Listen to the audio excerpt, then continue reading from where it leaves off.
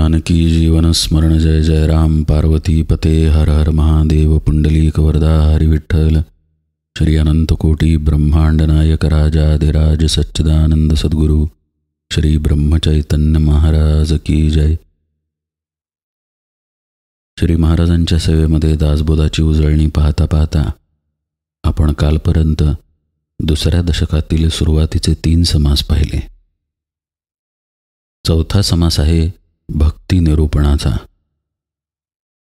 एक गोष्ट स्पष्ट आहे की दासबोध हा गुरु शिष्यांचा संवाद आहे, त्यामुळे दासबोधाला एक क्रम आहे। कधीही काहीही उपदेश समर्थांनी दासबोधात केलेला नाही। उपदेश केलेला आहे, पण तो एका विशिष्ट क्रमाने केलेला आहे। पहा ना, मूर्ख लक्षण सांगून झालं, नंतर मग उत्तम लक्षण सांगून झालं आणि मग कुविद्या निरूपण झालं। म्हणजे काय करायला नाही पाहिजे, कसं असायला नाही पाहिजे आणि काय केलं पाहिजे हे सगळं स्पष्ट करून सांगितल्यानंतर समर्थ भक्ती निरूपण करतायत। याला एक विशेष अर्थ आहे। व्यवहारामध्ये आपण चांगला व्यक्ती कोणाला म्हणतो? जो प्रामाणिकपणे राहतो, कोणाला फसवत नाही, कष्ट करून आपलं व्यवस्थित जगतो, आईवडिलांची आज्ञा मानतो किंवा आप्तेष्टांना आदर देतो वगैरे वगैरे। अशा बऱ्याच दृष्टीनं जो योग्य मार्गावरती असतो तो चांगला व्यक्ती। पण समर्थांची एवढीच अपेक्षा नाही आहे। त्यांना काहीतरी जास्त आणि महत्त्वाचं अपेक्षित आहे। जर नरदेह मिळाला असेल तर पुष्कळांच्या तोंडात आपण एक वाक्य ऐकतो पहा, आम्ही काय देवाचं वगैरे फार करत नाही, पण आम्ही कोणाला फसवत नाही, आम्ही कोणाला त्रास द्यायला जात नाही, आम्ही आमचं जीवन उत्तम पद्धतीनं जगतो, प्रसंगी वेळेवर दुसऱ्यांवर उपकार करतो, दुसऱ्यांची मदत करतो, दान धर्म करतो वगैरे वगैरे। पण केवळ हेच समर्थांना अपेक्षित आहे का, याचा विचार गांभीर्यानं करणं गरजेचं आहे। केवळ हेच अपेक्षित असतं तर मग उत्तम गुण सांगून झाल्यानंतर पुन्हा त्यांनी कुविद्या सांगितली की कसं असू नये, म्हणजे एका अर्थानं उत्तम गुण त्यांनी आपल्यावरती ठसवले। मग तेवढं सांगून झाल्यानंतर पुन्हा भक्ती निरूपण करण्याची काय गरज होती? त्याचं मुख्य कारण हे की इतर अनेक उत्तम गुणांगी असतील, पण व्यक्ती जर भक्ती मार्गाला लागला नसेल, भगवत प्राप्तीच्या मार्गावरती नसेल, तर सगळं व्यर्थ आहे। पहा ना, आळस असू नये किंवा लोकांना फसवू नये, लोकांवरती उपकार करावा, सगळ्यांशी प्रेमानं वागावं वगैरे वगैरे सगळ्या उत्तम गुणांचं वर्णन करून झालेलं आहे। त्यानंतर समर्थ भक्ती निरूपण करतायत, म्हणजे निश्चितच भक्तीला एक विशेष स्थान आहे, एक विशेष महत्त्व आहे। ही भक्ती जर आपल्या जीवनामध्ये नसेल, त्या मार्गावरती जर आपण नसू, तर नरजन्मामध्ये येऊन आपल्याला जे साध्य करायला पाहिजे खऱ्या अर्थानं ते आपल्याला मिळणार नाही, हे समर्थांना सुचवायचं आहे। नाहीतर चांगलं वागणारे अनंत लोक आहेत, पण ते लोक भगवंताच्या मार्गावर असतीलच असं नाही। व्यक्ती म्हणून चांगलं असणं वेगळं आणि परमार्थ मार्गावरती असणं, भक्ती मार्गावरतीही असणं हे पूर्ण वेगळं आहे। म्हणजे उत्तम गुण तर अंगी पाहिजेतच, पण मनुष्यानं परमार्थी असलं पाहिजे, भक्ती मार्गावरती असलं पाहिजे, तर या नरजन्माचं सार्थक आहे, हे समर्थांना मुख्यत्वे सांगायचं आहे। असं पहा, राजा हा राजाच असतो। युद्ध लढत असेल, मुलाबाळांबरोबर जेवत असेल, राणीबरोबर कक्षामध्ये असेल, प्रजेमध्ये वावरत असेल किंवा राजदरबारामध्ये सिंहासनावर बसला असेल, पण राजाची ओळख काय आहे? केवळ ते सिंहासन नसून राज्य मुकुट ही त्याची ओळख आहे। तो अन्य कोणाला घालायची परवानगी असत नाही, तो केवळ राजाच घालतो। हे जसं आहे तसं भक्ती हा नरजन्माचा मुकुट आहे। भक्ती नसेल तर इतर गोष्टी असून त्याला फारसा अर्थ नाही। अर्थ आहे, चांगला मनुष्य समाज घडवेल, समाजातून देश, राष्ट्र वगैरे वगैरे गोष्टींची उन्नती होईल, हे सगळं त्या त्या ठिकाणी बरोबरच आहे आणि आवश्यकही आहे। म्हणून समर्थांनी उत्तम गुण सांगितले, पण ते झाल्यानंतर भक्तिनिरूपण ते अशासाठी करतात की सर्व दृष्टींनी मनुष्य जरी उत्तम असला तरी मुख्यतः त्यानं आपल्या जन्ममरणाच्या चक्रातून बाहेर येणं आवश्यक आहे. मोक्ष प्राप्त करणं, आत्मज्ञान प्राप्त करून घेणं, भगवत प्राप्ती करून घेणं हे आवश्यक आहे. अर्थातच हा ग्रंथ परमार्थाचा उपदेश करण्यासाठी आहे. येथ बोलीला विशद भक्तिमार्ग असं पहिल्यांदाच समर्थांनी स्पष्ट केलेलं आहे. त्यामुळं जी अत्यंत महत्त्वाची गोष्ट तीच जर केली नाही तर बाकीची उठाठेव करून काहीही उपयोग होत नाही. आपल्याला भूक लागली आहे, ठीक आहे, आपण जेवायला बसलो. ज्या आसनावरती जेवायला बसलो ते सोन्याचं आसन आहे. ज्या ताटामध्ये जेवायला बसलो ते चांदीचं ताट आहे. अगदी पंचपक्वान्नांचा उत्तम स्वयंपाक केलेला आहे. पण भोजन सेवन नको का करायला? सेवन केल्याशिवाय भूक भागणार नाही. सोन्याचं आसन, चांदीचं ताट भूक भागवू शकत नाही. भूक भागवायला अन्नच लागतं आणि अन्न केवळ समोर असून चालत नाही, ते गिळावं लागतं. जर गिळलंच नाही तर भूक भागणार नाही. तसं नरजन्मामध्ये जर भक्ती केली नाही, भगवंताच्या मार्गावरती आपण आलो नाही, तर आपली खरी भूक भागणार नाही. इथे काही गोष्टी महत्त्वाच्या आहेत. एक म्हणजे जाणीव व्हायला पाहिजे की आपल्याला भूक आहे, आपल्याला भगवंताची गरज आहे, आपण अपूर्णतेमध्ये आहोत, आपण असमाधानाच्या वाटेवरती आहोत. ही जाणीवच जर आपल्याला नसेल आणि असं वाटत असेल की असमाधान असणं हा आयुष्याचा भाग आहे, असमाधानी मी नसेन तर मग मी समाधानाच्या दिशेनं धावणार कसं, कर्म कसं करणार, किंवा सुखदुःख जीवनात येणं हे आवश्यकच आहे, जीवनाचा तो एक भाग आहे, असंच जर आपल्याला वाटत असेल तर आपल्याला ही जाणीवच झालेली नाही की आपल्याला भगवंताची भूक आहे. आपल्या आत निरंतर आपली धाव आनंदाच्या दिशेनं आहे, समाधानाच्या दिशेनं आहे. आपल्याला असं वाटतं की ही धाव धावत राहणं म्हणजेच आयुष्य आहे. एका अर्थानं ते बरोबरही आहे, पण दुसऱ्या अर्थानं समाधानाचा साठा आपल्याला सापडलेला नाही असाही त्याचा अर्थ आहे. संतांच्या, सद्गुरूंच्या सहवासात गेल्यानंतर लक्षात येतं की समाधानाचा साठा कुठे आहे आणि आपण तो कसा प्राप्त करू शकतो. श्री महाराज म्हणतात तसं असमाधान हा रोग सगळ्यांना सारखाच आहे. कुणी गरीब आहे, कुणी जास्त गरीब आहे, कुणी थोडासा श्रीमंत आहे, तर कुणी मध्यम स्थितीत आहे, तर कुणी अफाट श्रीमंत आहे. पण असमाधान हे सगळ्यांपाशी आहे. श्री महाराज हे अशासाठी सांगतात की असं नसलं पाहिजे. समाधान अंतर्यामी आहे, आपल्या स्वरूपापाशी आहे, ते प्राप्त करून घेतलं पाहिजे. या कळकळीनं श्री महाराज सांगतात की सगळेच असमाधानी आहेत, कुणी अखंड समाधान मिळवण्याचा विचारच करत नाही. आपली मुळात त्या दिशेनं वाटचालच होत नाही, बुद्धी त्या दिशेला आपली वळतच नाही, जोपर्यंत आपण संतांच्या सहवासात येत नाही. म्हणजे पहा, इथे एक महत्त्वाचा मुद्दा उपस्थित झाला आणि तो म्हणजे संत समागम.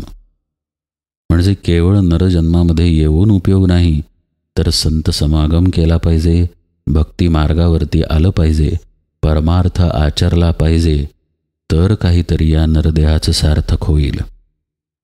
भक्तिनिरूपणाच्या सुरुवातीलाच समर्थ म्हणतात, नाना सुकृताचे फळ तो हा नरदेह केवळ, त्याही मध्ये भाग्य सफळ, तरीच सन्मार्ग लागे. आता सन्मार्गाबद्दल तसा वरवरचा उपदेश समर्थांनी उत्तम लक्षणांमध्ये केलेला आहे. म्हणजे ज्याला आपण चांगली व्यक्ती म्हणतो ते गुण समर्थांनी सांगून झालेले आहेत. पण इथे पुन्हा ते सन्मार्गाचा उल्लेख करतात. हा सन्मार्ग म्हणजेच भगवंताकडे जाणारा मार्ग, परमार्थाचा मार्ग, भक्तीचा मार्ग, ईश्वर प्राप्तीचा मार्ग. समर्थ म्हणतायत, एकतर सुकृताचं फळ म्हणून नरदेह प्राप्त झालेला आहे, पण त्याच्यातही जर काही भाग्याची गोष्ट असेल तर आपण सन्मार्गावरती लागणं म्हणजेच भगवंताच्या मार्गावर लागणं. आपलं आयुष्य नीतीनं, धर्मानं, शिस्तीनं किंवा प्रामाणिकपणे जगणं हे तर आपलं कर्तव्य आहेच. पण या सगळ्यांपेक्षा जर महत्त्वाचं काही असेल तर आपल्या स्वरूपाची, आपल्या आत्म्याची ओळख करून घेणं, आपण कोण आहोत हे जाणून घेणं. यालाच भगवत प्राप्ती होणं म्हणतात बरं का. भगवंतानं समोर प्रगट होणं म्हणजे भगवंताची प्राप्ती नाही. आणि हा विषय पुढे समर्थांनी विस्तृतपणे समजावून सांगितला आहे. पण मुळात या मार्गावरती येणं म्हणजे खरं भाग्य आहे हे समर्थांना सुचवायचं आहे. काय असावं जीवनामध्ये? पुढे त्यांनी अर्थातच सत्समागमाचा उल्लेख केलेला आहे. भगवत भक्ती हे उत्तम, त्याहीवरी सत्समागम काळ सार्थक हाची परम लाभ जाणावा.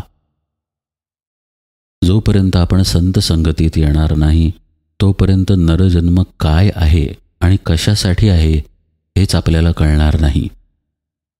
आपल्याला आपले आई वडील खोटं बोलू नको, चोरी करू नको किंवा कष्ट कर, अभ्यास कर, व्यवस्थित शिक्षण घे, प्रामाणिकपणानं आयुष्य जग इत्यादी गोष्टी शिकवतील. त्यात काही गैरही नाही. ते त्यांनी शिकवलंच पाहिजे, मुलांनी ते ऐकलंच पाहिजे. आणि एखाद्या आईवडिलांनी समजा शिकवलं नाही तरी मुलांनी आपल्याला समज आल्यानंतर त्या पद्धतीनं वागणूक केलीच पाहिजे. पण या पलीकडे भगवंताबद्दल आईवडील सांगू शकतीलच असं नाही. ज्या आईवडिलांना भगवंताची प्राप्तीच झाली त्यांची गोष्ट वेगळी. नाथांना भगवत प्राप्ती झालेली होती, त्यांनी त्यांच्या मुलाला उपदेश करणं वेगळं. कारण ते केवळ वडील नाहीत तर संतही होते. समर्थ म्हणतायत सत्समागम करणं आवश्यक आहे.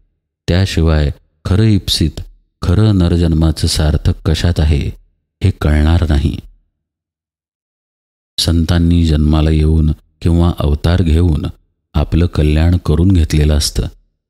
ज्ञानेश्वर महाराज तर एके ठिकाणी म्हणतात की आम्ही मागच्याच जन्मी मुक्त झालेलो होतो.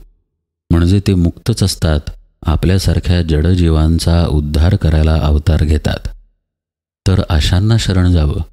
आणि अशांना शरण जाणं शक्य नसेल म्हणजे आपल्या पाहण्यात जर असं कोणी नसेल तर त्यांचे ग्रंथ पाहावेत. ज्ञानेश्वरी, दासबोध, एकनाथी भागवत, संतांचे अभंग पाहावेत. त्यातून शिकावं आणि त्यातून हे आपल्याला निश्चित लक्षात येतं की नरजन्माचं सार्थक कशात आहे. सगळे उत्तम गुण वगैरे सांगून झाल्यानंतर आणि कसं वागायचं नाही हेही सांगून झाल्यानंतर समर्थ हे जे भक्ती निरूपण करतात ते याचसाठी करतात की तुम्ही या मार्गावरती या. केवळ उत्तम गुणांपाशी थांबू नका. व्यवहारदृष्ट्या उत्तम पुरुष बनाच, पण तिथेच न थांबता पुढे आपल्या नरजन्माच्या सार्थकतेचा विचार करा. काही संत समागम धरा, काही भगवंताची भक्ती करा, पूजन करा, अर्चन करा. प्रेमप्रीतीचा सद्भाव आणि भक्तांचा समुदाव, हरिकथा महोत्साव तेणे प्रेमा दुणावे. नरदेही आलिया एक, काही करावे सार्थक, जेणे पाविजे परलोक परमदुर्लभ जो. समर्थ सार्थक करावं असं न सांगता उपायसुद्धा सांगतात बरं का. अर्धवट उपदेश समर्थ करत नाहीत. उपाय त्यांनी सांगितला, संत संगती धरा, भगवत भजन करा. आणि त्यातही त्यांनी उपाय सांगितला की जिथं भक्तांचा समुदाय आहे, जिथं कथा कीर्तन केलं जातं, जिथं अशा हरिकथेचा महोत्सव होतो तिथं जावा. तिथं तुमच्या अंतःकरणात भाव उत्पन्न होतील. आणि हा अनेकांचा अनुभव आहे बरं का. विशिष्ट ठिकाणी गेलं जिथं हरिकथा कीर्तन सुरू आहे, भगवंताचं गायन चालू आहे, भगवंताची पूजा चालू आहे, तर तिथं आपले भाव विशेषत्वानं उफाळून येतात. क्षणिक का होईना आपण अंतर्मुख होतो. आपण कोण आहोत, कशासाठी आलो आहोत, आपण काय करत आहोत, आपण जे करत आहोत त्यातून आपल्याला नक्की काय प्राप्त झालं, आपण समाधानी आहोत का, आपल्याला आनंद मिळत आहे का. आत्ता काही आनंदाचा अनुभव आला, मग मी तर असाच होतो काही काळापूर्वी, मग हा आत्ता जो आनंद मिळत आहे इथे हरिकीर्तनामध्ये तो मगाशी का मिळत नव्हता. मगाशी मी असं कशात गुंतलो होतो ज्यानं माझाच आनंद माझ्यापासून दुरावला होता. अशा प्रकारचे अनेक प्रश्न पडतात. प्रश्न जरी पडले नाहीत तरी आनंदाचा आणि भगवंताच्या समाधानाचा क्षणिक का होईना अनुभव हरिकथा कीर्तनात प्राप्त होतोच होतो. हे कुठंतरी जीवनामध्ये करणं गरजेचं आहे. नाहीतर उत्तम पद्धतीनं म्हणजे व्यवहारदृष्ट्या उत्तम पद्धतीनं जीवन जगत राहायचं, पण भक्तीचा जर स्पर्श नसेल तर त्या जीवनाला पूर्णता येत नाही. एखादं लहान लेकरू झोपलेलं असतं, त्याला त्याच्या शरीराचं भान असत नाही. त्याला थंडी वाजत असते, पण तो झोपेत असल्यामुळं त्याला ते कळत नाही.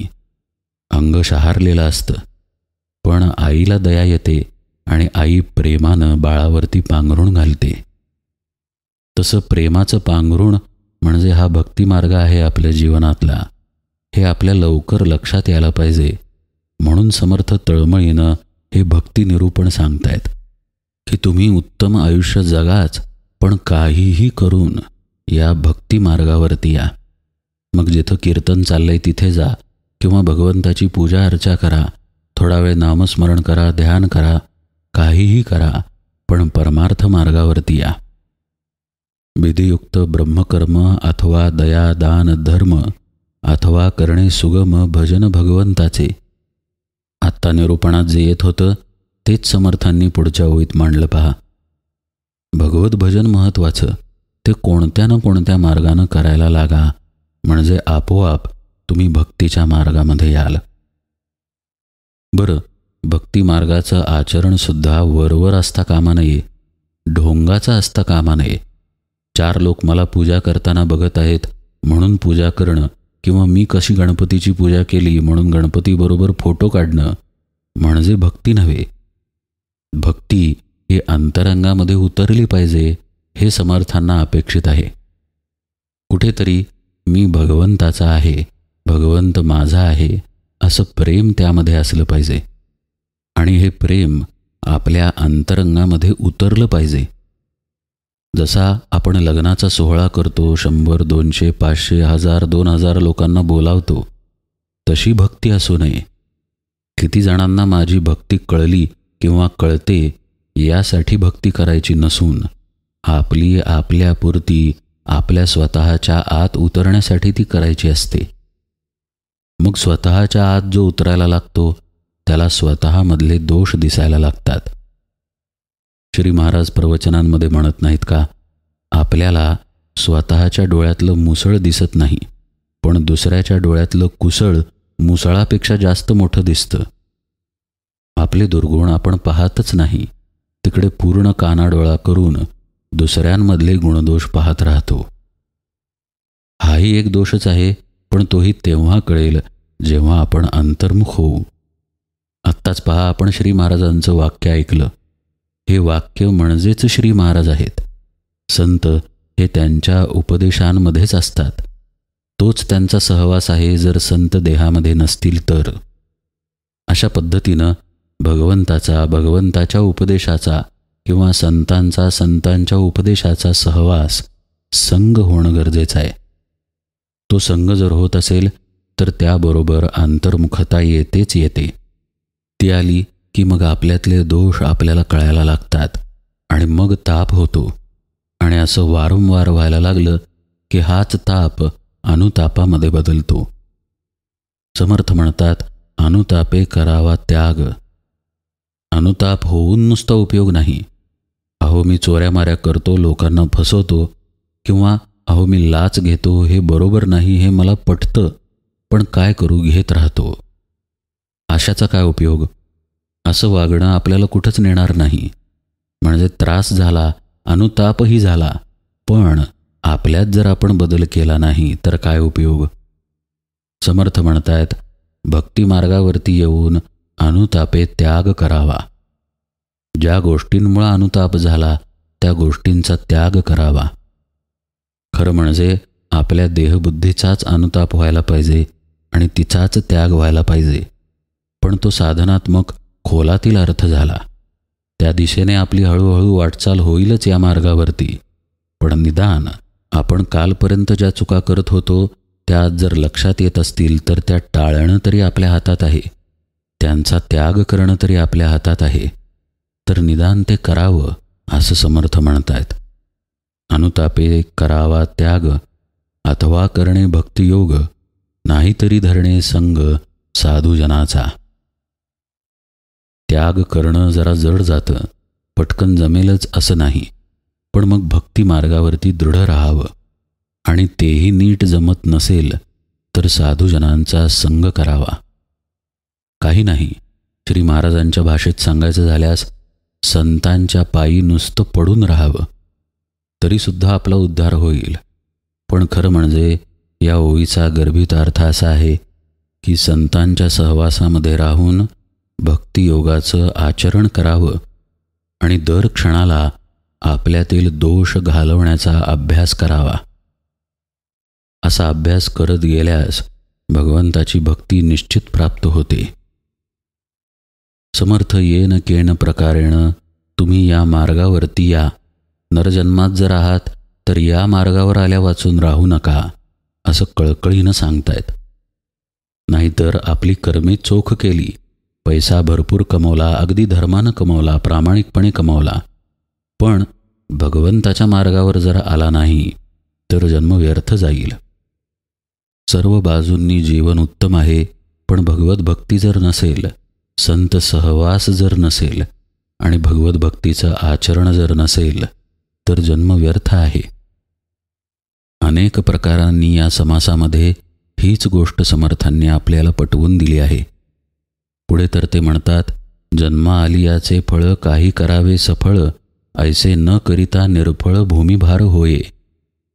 पण आपण क्रमवार होणाऱ्या या उजळणीमध्ये पुढे समर्थ या समासात काय सांगतात ते पाहूया. आज मात्र निरूपण सेवेला इथेच विराम देतो.